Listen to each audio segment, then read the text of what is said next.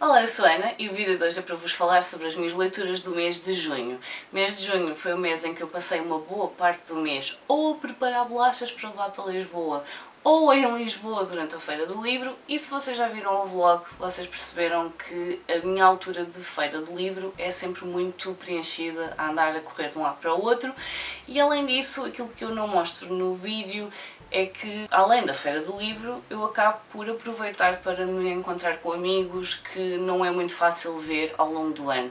Seja porque têm uma agenda muito preenchida, seja porque também têm outro tipo de responsabilidades, filhos por aí fora, e portanto é uma altura em que eu acabo por tentar encontrar pessoas que não é habitual encontrar fora da época da Feira do Livro. E portanto é uma altura em que eu passo muito tempo focada em estar com as pessoas que estão à minha volta, e apesar de eu estar a ler e de continuar sempre a ler, porque é uma das coisas que para mim é como respirar, a verdade é que acabo por ler um bocadinho menos. E mesmo assim eu tenho aqui ainda 5 livros para vos mostrar, portanto não é de todo um mês em que eu não tenha lido absolutamente nada, e eu tenho noção que 5 livros é mais do que muita gente consegue ler às vezes num ano inteiro. No entanto, é um bocadinho menos do que aquilo que eu queria, tendo em conta a quantidade de livros que chegam cá a casa todos os meses. E portanto eu tento encontrar aqui um equilíbrio entre a quantidade que chega e a quantidade que leio. Nem sempre é possível, no entanto estão aqui livros muito bons e que eu estava assim, ansiosa para falar sobre eles convosco. Portanto eu espero que haja aqui algum que vos sirva de inspiração e que talvez faça sentido aí em casa. Portanto vou passar a falar sobre cada um deles. O primeiro, e que vocês devem ter visto assim num clipe muito rápido no vlog da Feira do Livro, foi aqui o 100, da Cass Morgan. Eu já tenho este livro há alguns anos, eu tenho a ideia até que eu tinha comprado na altura em que ele saiu, e talvez não, que isto chama a 6ª edição, portanto outubro de 2018. Eu sei que eu comprei na altura em que a autora veio à Comic Con e portanto foi daquelas alturas tipo setembro, portanto se calhar até foi 2019, possível. Ele estava autografado, eu só tinha este livro em casa e queria saber se gosto da história o suficiente para comprar os outros 3 livros. Portanto, estes são 4 livros e eu precisava de saber se era para comprar ou não, porque ele já tem algum tempo, como vocês viram. Esta já é a 6ª edição, a ideia é de 2018. Estava preparada para enfiar os outros 3 na lista de compras a trazer da Feira do Livro. No entanto, quando li este livro percebi que ele, da mesma forma que muitas das fantasias neste momento estão focadas em romance, este é ficção científica e está focado no romance. E por muito que eu não me importe que haja romance no meio de uma história, eu não gosto muito quando um livro de fantasia ou ficção científica fazem disso um motor. E portanto há muitas coisas a serem exploradas, a ideia que a autora explora aqui é muito interessante e eu fiquei um bocadinho triste de ver que está muito focado na relação entre as personagens e muito focado em romance de vários casais diferentes. Portanto, o que nós temos aqui? O planeta acabou por se tornar inabitável, ele está com uma radiação muito elevada, o que faz com que a população humana, ou uma parte da população humana, vá viver para uma nave no espaço. O tempo vai passando e a verdade é que a vida dentro desta nave está a tornar-se um bocadinho difícil. Eles têm, no fundo, um sistema de castas ou de classes que faz com que a nave esteja dividida entre a classe alta e a classe baixa, e isso acaba por ter impacto depois na vida das pessoas dentro da própria nave. E faz também com que, para manterem a população controlada, haja muitas regras, tendo em conta os descendentes, as coisas que as pessoas fazem ou não podem fazer, e além disso acabam por ter recursos limitados, porque estão numa nave em que não conseguem produzir alimentos frescos, por exemplo, ou há algumas coisas que conseguem produzir, mas a grande maioria não, por vários motivos, tendo em conta que estão dentro de uma nave. Portanto, quando alguém faz alguma coisa que não devia, acabam por ser presos e acontece que muitos deles são adolescentes. Chegando aos 18 anos, esses adolescentes são julgados e há a possibilidade de serem ilibados dos crimes que tinham cometido e voltarem a ser reinseridos na sociedade, ou então há uma pena de morte. Tem acontecido nos últimos tempos que sempre que alguém está a fazer 18 anos, praticamente ninguém é ilibado, portanto todas as pessoas que vão a julgamento acabam por ser mortas. Ora, este é o ponto em que nós pegamos na nossa história e na realidade é daqui que dá o pontapé de partida para o que vai acontecer a seguir, que é estes jovens, em vez de estarem a ser mortos, vão ser todos postos numa nave e vão ser enviados novamente para o planeta para tentar perceber se o planeta já está com condições habitáveis ou não. Se o nível de radiação já baixou o suficiente para voltar a repovoar o planeta, tendo em conta que os recursos na nave também já estão a começar a ficar escassos para a quantidade de gente que está nela. E portanto, esta parte é interessante, eu acho extremamente interessante. Eu acho que a autora pega aqui ideias que vale a pena serem debatidas, mas depois o que é que acontece? Que a maior parte da motivação das personagens parte de estarem interessados em alguém e acabarem por fazer algo que acaba por afetar toda a gente, porque estão interessados naquela pessoa. E é isso que para mim já não funciona tão bem. E portanto, ao longo da história nós vamos estar a ver o grupo de adolescentes que foi enviado para a Terra e vamos ver também o que está a acontecer na nave. Vamos perceber aqui alguns jogos de poder que existem, muitas vezes feitos em bastidores, e vamos ver então como é atirar um grupo de adolescentes que estava preso para um planeta onde eles nem sequer sabem como sobreviver. Um livro que me lembrou muito o Deus das Moscas, mas sinceramente o Deus das Moscas para mim, obviamente num nível muito superior, até porque não tem a parte do romance que foi aquilo que para mim não funcionou aqui. No entanto, se vocês já tentaram ler o Deus das Moscas e acharam aborrecido, e queriam um romance que não existe no outro, então possivelmente este vai funcionar para vocês. As ideias estão lá, é tentar perceber o que é que acontece quando enfiamos um grupo de 40 pessoas, que acho que até são só 39, e atiramos para um sítio e desemerdem-se. Sobrevivam, mostrem-nos se dá para voltar para o nosso planeta ou não. Este livro também já está adaptado à série. Não sei quantas temporadas tem, na realidade a série estava a sair mais ou menos na altura em que a autora veio cá. Eu não cheguei a ver a série, queria muito ler o livro. Decidi que não vou comprar os 3 livros seguidos, mas a forma como este livro termina deixa-me muito curiosa para ver o que vem a seguir e, portanto, eu comprei o segundo precisamente por causa disso. Eu preciso de saber para onde a história se está a encaminhar, porque a ideia é boa, só não fiquei grande fã da execução e do facto do foco não estar nas partes que eu acho interessantes. Mas para quem gosta de romance e quem quer ler um bocadinho de ficção científica, tem aqui romance, ficção científica, algumas ideias boas que não estão assim muito bem exploradas, que foi basicamente o que eu senti enquanto estava a ler a seleção. Livros que entretêm, livros que se leem num ápice, mas que apesar de eu ter gostado, gostava que focassem mais ou desenvolvessem mais algumas outras partes da história que eu acho extremamente interessantes e que acabam por não estar tão bem exploradas. Neste caso então, sobrevivência, a forma como as pessoas se estão a relacionar fora dos casais. E na casa da seleção, o facto de termos toda uma questão de castas também e de haver um grupo de rebeldes e essa parte não fica tão explorada como eu gostava. É basicamente isto, está mais ou menos no mesmo patamar, os 100 e a seleção. Vocês vão perceber que eu tenho aqui uma linha que orienta as primeiras leituras do mês. Lá está, os 100 era para saber se comprava a continuação, os próximos 2 livros era porque eu queria tentar apanhar os autores na feira do livro e na realidade eu prefiro ter os livros autografados depois de já ter lido o livro e saber se gosto da escrita de um autor ou não, e portanto havia algumas coisas que eu queria dar prioridade para tentar apanhar os autores. E neste caso, um deles será um autor português e o outro será uma autora estrangeira, como vocês também já viram se viram o vlog. E quando eu fui tentar apanhar o Fábio Ventura, na realidade eu ainda estava a ler aqui o Gatos na Noite e ainda não tinha terminado e portanto muita coisa podia acontecer.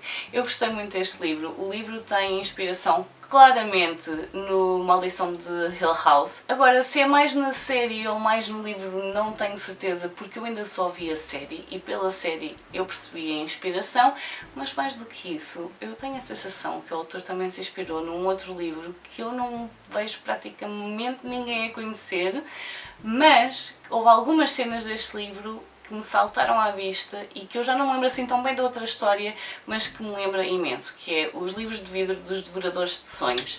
Não sei se o Fábio leu esse livro ou não, tenho a ideia que nós estamos na mesma idade, portanto é provável que esse livro lhe tenha passado pelas mãos na altura em que saiu, até porque lá está, eu não vejo praticamente ninguém a falar sobre ele. Mas voltando aqui aos Gatos na Noite, estamos então em 1999, nós temos uma família que está a mudar-se para uma casa que fica perto de uma praia e vamos perceber que aconteceu alguma coisa que acabou por afetar profundamente todos os membros da família. Para começar, o pai desaparece. ninguém sabe o que é que aconteceu, simplesmente evaporou-se no ar, nunca mais se ouve falar dele, a mãe recusa-se a falar sobre ele e toda aquela família vai ter de se reinventar. E portanto temos uma mãe, temos 3 filhos que vão acabar por estar a sobreviver até à idade adulta, que é quando nós os voltamos a encontrar 23 anos depois de toda a situação que aconteceu em 99. E portanto, nós sabemos que o pai desapareceu, mas não sabemos bem o que é que antecedeu esse desaparecimento. É um livro que nos é contado em 2 tempos, maioritariamente. Vamos só separar aqui entre o presente e o passado. Vamos ver como cada uma destas crianças cresceu, de que forma aquele ano acabou por afetar a forma como eles se desenvolveram, as personalidades deles por aí fora, e depois vamos voltar atrás e perceber o que é que esteve a acontecer durante o tempo em que eles viveram naquela casa e de que forma isso acabou por afetar as pessoas que eles são agora. Além disso, tudo isto acaba por ter aqui o ponto de partida, que é o pai que desapareceu em 99 volta a aparecer em coma num hospital em 2023. E portanto tudo isto acaba por tirar numa espiral para tentar perceber o que é que aconteceu então. Tentarem lembrar-se do que é que aconteceu na altura em que o pai tinha desaparecido e tentar perceber o que é que aconteceu nos últimos 23 anos, onde é que ele esteve, o que é que ele esteve a fazer, porque é que nunca os voltou a contactar, muitas questões que se levantam aqui. Como eu disse, é um livro que acaba por lembrar aqui um bocadinho a Maldição de Hill House. O Fábio é bastante explícito relativamente ao facto de se inspirar em filmes e séries e livros para ter aqui pontos de partida para as histórias que escreve. Eu acho que efetivamente ele conseguiu inspirar-se e depois descolar-se da história e é muito interessante, lá está a ver a forma como ele explora aqui a forma como estas personagens foram moldadas para serem quem são. Eu não vou aprofundar sobre qual é aqui a ideia da história. Eu acho que se vocês gostarem de coisas que joguem com a psique das personagens, da forma como nós podemos ser moldados, então tem aqui um livro que tem potencial para vocês gostarem. Eu gostei muito, fiquei muito curiosa com os outros livros do autor, até porque lá está, se ele tem inspiração em coisas que nós vamos vendo de cultura pop ao geral, então estou interessada em perceber quais são em cada um dos livros do Fábio. Portanto, eu gostei muito e espero que, se vocês ainda não conhecem o Fábio, que lhe deem uma oportunidade, porque acho que vale a pena. O livro seguinte que li em junho foi aqui Os Nossos Eternos Destinos. Eu queria apanhar a Laura Steven e queria muito ler este livro antes, até porque é um YA e, portanto, às vezes funciona muito bem, outras vezes, se for como nos 100, por exemplo, demasiado focado no romance, a coisa não funciona assim tão bem para mim. Curiosamente, este livro vai-nos falar muito em romance. De certa forma acaba por ser o foco do livro, mas não é. Portanto, nós temos aqui a Evelyn e a Evelyn está quase a fazer 18 anos. E isso acaba por ligar aqui um sentido de urgência relativamente à vida dela, porque a Evelyn está constantemente a reencarnar. E a questão é que ela lembra-se das reencarnações. Há muitas das anteriores que ela não se lembra, mas as mais próximas ela lembra-se. E a verdade é que ela sabe que quando faz 18 anos há de aparecer alguém na vida dela que a vai matar. Essa pessoa é a Harden. Ela não sabe necessariamente quem é o Harden na vida em que está, às vezes é alguém com quem ela cresceu a vida toda, alguém muito próximo, às vezes é alguém que aparece só no momento em que ela está prestes a fazer 18 anos. E portanto, nesta vida, ela precisa mesmo de não morrer antes de fazer 18 anos, porque a irmã dela está doente, tem leucemia e ela precisa de ser a doadora de medula. Só que essa doação está marcada para depois dela fazer os 18 anos e então ela quer mesmo sobreviver no mínimo até ao momento em que possa fazer a doação e então dar uma oportunidade à irmã de viver, tendo em conta que é uma das pessoas compatíveis. Ora, este livro, como eu disse, tem aqui a questão das reencarnações e nós temos estas duas personagens constantemente a reencarnar. De 18 em 18 anos eles reencarnam. Eles morrem e reencarnam logo a seguir. Portanto, à medida que a história vai avançando, nós temos aqui vários tempos, na realidade. Eu ia para dizer 2, são vários, mas vamos fazer isto como sendo 2. Nós temos a nossa história principal, em que a Evelyn está a tentar perceber quem é o Harden para tentar evitar que ele mate. Ela, na realidade, vai tentar falar com ele do género: eu preciso mesmo de sobreviver até ao momento em que eu possa fazer isto, depois disso podes-me matar, não há problema, mas até lá eu preciso sobreviver. Mas ela está preparada para ir até extremos para tentar sobreviver até o momento em que possa fazer essa recolha de medula. E depois nós vamos vendo algumas das vidas passadas da Evelyn e do Harden. E é aqui que o livro, para mim, ganha imenso. A autora consegue fazer um apanhado das várias vidas em que estas personagens viveram e em poucas páginas, em poucos parágrafos, ela consegue nos dar um contexto sociocultural da época em que estas personagens nasceram e das situações que passaram e que tiveram de ultrapassar para chegar até aos 18 anos. E eu acho que a autora faz isto muito bem, ela consegue fazer um apanhado histórico muito bom das várias épocas. Ela vai acabando por pôr estas personagens em várias situações muito diferentes, eles nem sempre nascem com o mesmo género, às vezes são de géneros opostos, às vezes são do mesmo género, às vezes têm algumas condições físicas que acabam por os limitar um pouco e, portanto, nós vamos vendo em cada época de que forma as condições em que eles nasceram acabam por os afetar de forma mais pessoal. Além disso, é um livro que acaba por falar muito de luto, porque nós temos a Evelyn a saber que vai morrer, ela a partir dos 7, 8 anos começa a recuperar memórias da vida passada e, portanto, ela sabe que vai acontecer, ela sabe que aos 18 anos vai morrer, não sabe como, não faz ideia quem será a pessoa. Às vezes eles sabem quem são. Na realidade, o Warden sabe sempre quem ela é, sabe sempre o que vai fazer e o Warden lembra-se do que é que fez com que tudo isto começasse. A Evelyn não. E, portanto, a Evelyn no fundo está a tentar encontrar respostas, tentar perceber o que é que aconteceu, porque é que ela tem de morrer, porque é que eles têm de morrer, porque ambos, a partir do momento em que um morre, o outro morre. E, portanto, às vezes a Evelyn em outras vidas antecipa-se até ela que mata o Warden, mas acabam sempre por morrer os dois no momento em que fazem 18 anos ou antes. No entanto, ela não se lembra de ter passado os 18 anos. A única vez que isso aconteceu por um bocadinho foi um bocado excruciante, mas é um livro que eu acho que está muito curioso na forma como está feito. E a verdade é que para nós é uma coisa tão natural falar sem almas gêmeas que, de certa forma, o livro não parece fantasia até ao momento em que nós chegamos a perceber o que é que justifica tudo isto. E aí somos lembrados que isto é fantasia. E, de certa forma, para mim, foi um momento em que quebrou um bocadinho a história e eu tive de me reajustar ao que estava a acontecer. Eu estava a amar o livro até aí, depois chegou aí e eu pensei, oi, o que é que aconteceu aqui? Mas que justificação é que poderia haver que não fosse esta? A verdade é essa. E, portanto, nós temos de fazer um reajuste. Eu acho que é muito fácil nós esquecermos que estamos a ler fantasia, apesar de estarmos a ver reencarnações das mesmas personagens em géneros diferentes, por exemplo. Mas é muito fácil esquecer que estamos a ler uma fantasia. É um livro que se lê muito bem, é um livro em que nós estamos a torcer para que os personagens consigam dar a volta às situações e eu gostei mesmo muito desta história e do rumo que ela leva. Lá está, tem esse pequeno ajuste na questão de porquê? Porquê é que isto está a acontecer? No entanto, um livro que eu gostei muito, se alguma coisa do que eu disse vos apelar, definitivamente um livro muito interessante. Olha, e aqui finalizei as leituras que estavam relacionadas com a Feira do Livro. No entanto, quando eu voltei para a Leiria, eu tinha o Clube de Leitura uns dias depois e eu tinha de ler o livro do Clube de Leitura e eu ainda não vos falei do livro porque eu só li praticamente quando cheguei à Leiria. Eu tive 2 dias para ler este livro e, de certa forma, ainda bem que eu o li num tempo tão limitado, porque é daquelas histórias em que eu acho que se nós não dermos tempo para perder alguns detalhes na nossa memória, melhor. E esse livro é aqui, O Perdido Entre Mentiras, da Gillian McAllister.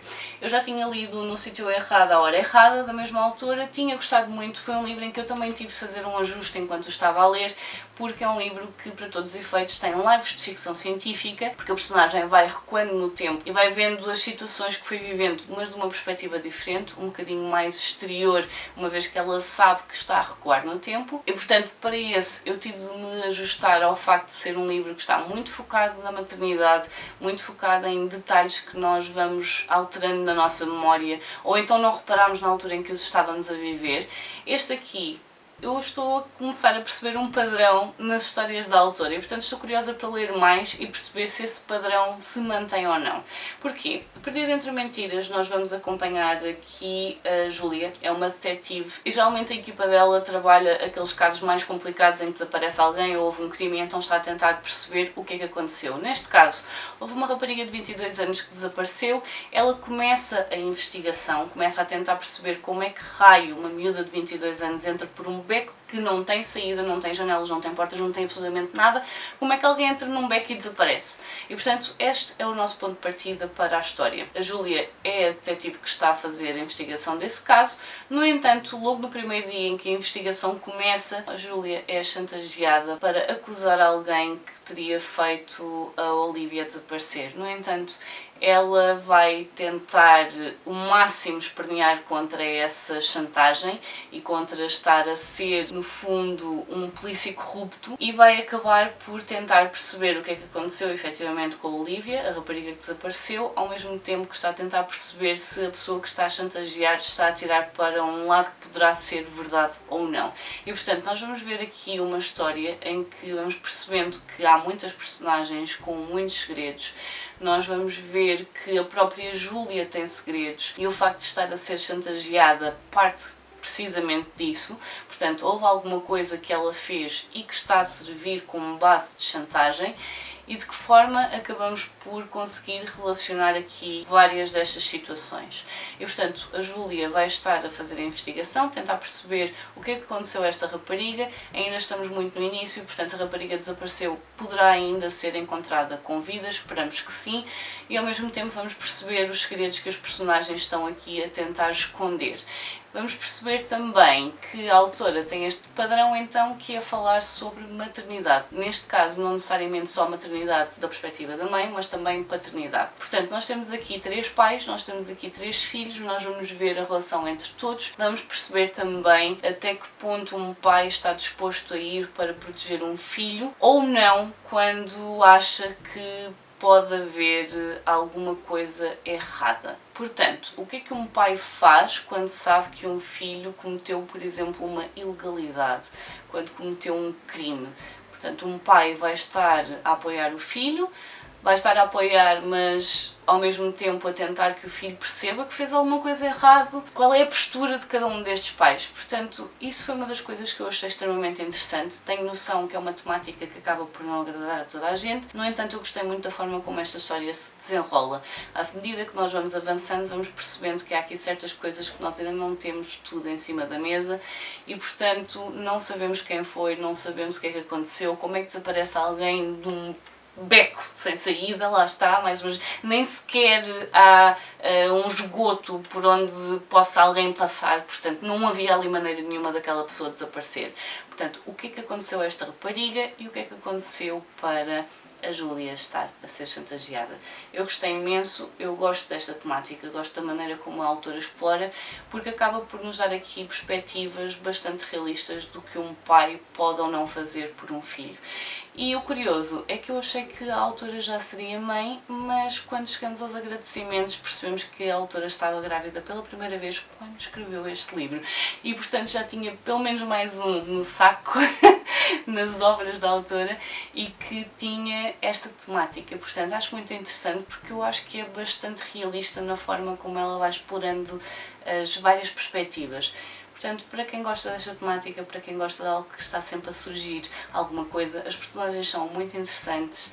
Uma das minhas personagens preferidas é alguém que aparece poucas vezes e nunca sabemos muito bem o que contar daquela personagem. Portanto, para quem gosta destas temáticas todas, vale muito a pena. Eu, pelo menos, acho que vale muito a pena. E para fechar aqui o mês, e para fechar em chave de ouro, o último livro de junho foi aqui o projeto Hail Mary de Andy Weir, que vocês já têm uma sugestão de leitura aqui no canal, portanto se quiserem ver um bocadinho mais sobre ele, eu dou o mínimo de spoilers possível, juro! Eu geralmente não dou muito mais do que aquilo que eu dou nestes vídeos. O que é que nós temos aqui? Temos o Ryland, a nossa personagem principal, a acordar num sítio em que ele não reconhece nada, é algo muito estéril e ele não consegue falar, ele não se consegue lembrar sequer do nome dele, não se consegue mexer, tem alguns braços mecânicos a entregarem-lhe as coisas que ele precisa e aos poucos vai perceber que está numa nave e o que é que está ali a fazer. E portanto, mais um livro a 2 tempos, Ana,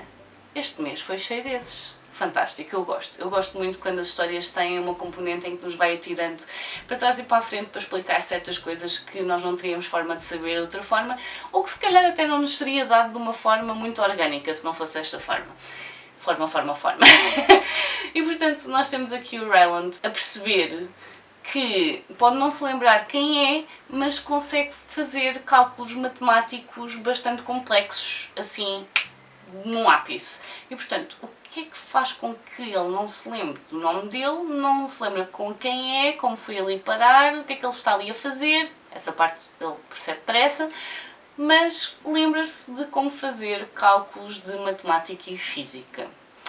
Portanto, um livro que na realidade, assim que eu o abri e comecei a ler, levei assim um chapadão de humor, porque esta personagem, a forma como ele lida quando as coisas não estão propriamente bem, é com bastante humor, com algum sarcasmo, e eu não estava à espera de encontrar isso neste livro, portanto foi uma surpresa extremamente agradável. E nós vamos perceber depressa então aqui a situação, que é, há algo que está a atacar o nosso Sol, está a consumir a energia do nosso Sol, o que faz com que a temperatura no nosso planeta esteja a começar a baixar alguns graus. Não sei se vocês têm noção, mas uma parte dos problemas que nós temos neste momento a nível de alterações climáticas tem a ver com o facto do nosso planeta estar a aumentar 1 ou 2 graus relativamente ao que deveria. O que faz com que todos os ecossistemas acabem por ser impactados com isso e neste caso, à medida que o nosso Sol está a enviar menos energia para nós, vai começar a baixar 1, 2 graus e isto pode levar muito depressa a uma nova era glaciar. E portanto, no fundo, nós temos aqui todas as questões das alterações climáticas a ser posta em cima da mesa, mas no oposto daquilo que tem sido falado até agora.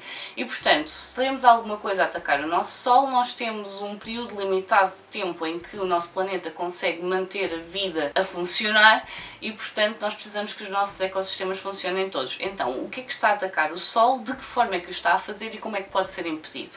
E aquilo que descobrem muito depressa é que o que está a atacar a nossa estrela está a atacar também outras estrelas.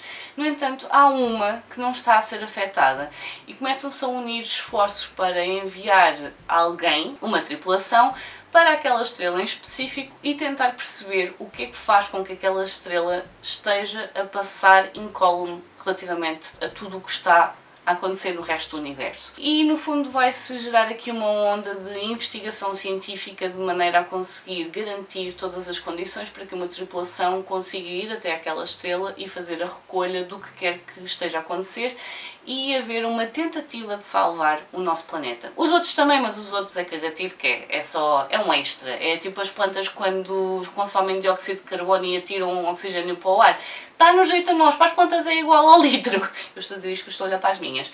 Mas é basicamente isto, nós estamos a tentar salvar o nosso planeta, salvar a humanidade. Sabemos à partida que temos cerca de 30 anos para tentar resolver tudo, o que, como eu disse no vídeo de sugestão, no fundo acaba por ser um contrarrelógio. Não é um contrarrelógio quando nós pensamos em questões de horas, minutos ou até segundos, mas se nós pensarmos que o nosso planeta pode morrer daqui a 30 anos, então neste momento vai começar a haver um contrarrelógio para se tentar descobrir tudo o que se possa para tentar travar esse declínio e eventualmente a morte da humanidade como nós a conhecemos.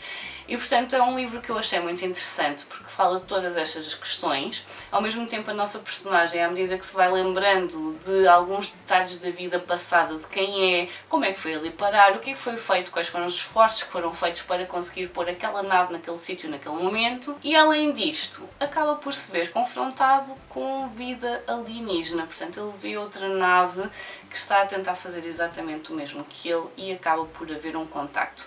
E no fundo é só isto que eu vou falar relativamente ao contacto, porque eu acho que é muito interessante ver a forma como esta relação se vai desenvolvendo. E o que eu tenho a dizer em relação a isso é: não sejam desconfiados como eu, porque vão aproveitar muito mais tudo o que vai acontecer entre estas duas personagens, porque eu pensei o tempo todo, e como é que tu vais ser lixado? Como é que tu vais ser... É o único spoiler que eu vos vou dar, porque eu acho que isso acaba por afetar a forma como veem a história. Ficam já a saber que ninguém é lixado aqui. Portanto, aproveitem só a relação que se estabelece entre estas duas personagens, porque é simplesmente muito interessante a forma como tudo se desenvolve, gostei imenso.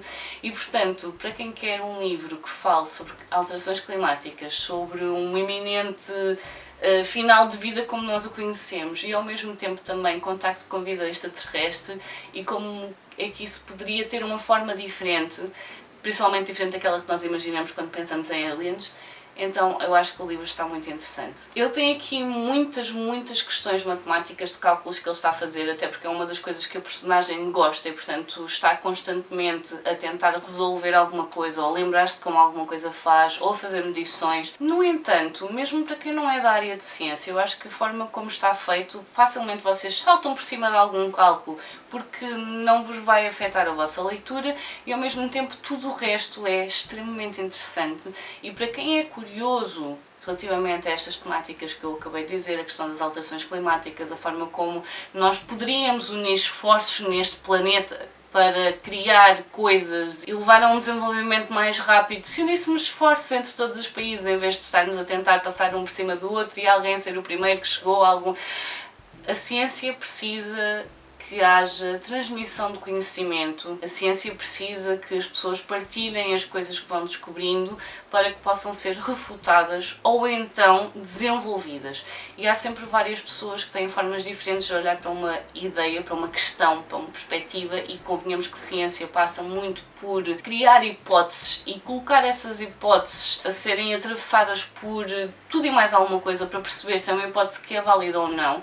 E a verdade é que no campo científico muitas vezes acaba por não se partilhar descobertas porque se quer ser o primeiro a encontrar algo. Mas este livro mostra, e é a parte engraçada, que se unissem esforços, havia algumas coisas que nós se calhar já tínhamos conseguido desenvolver e que seriam benéficas para a população mundial e para o planeta. E portanto eu acho isso muito interessante. Gostei muito de ler, portanto mesmo para quem não perceba de ciência, não tenha propriamente interesse nos cálculos, essa parte pode passar à frente, não há problema nenhum, mas ler o livro vale muito a pena. Portanto, estes são os livros que eu li durante o mês de junho.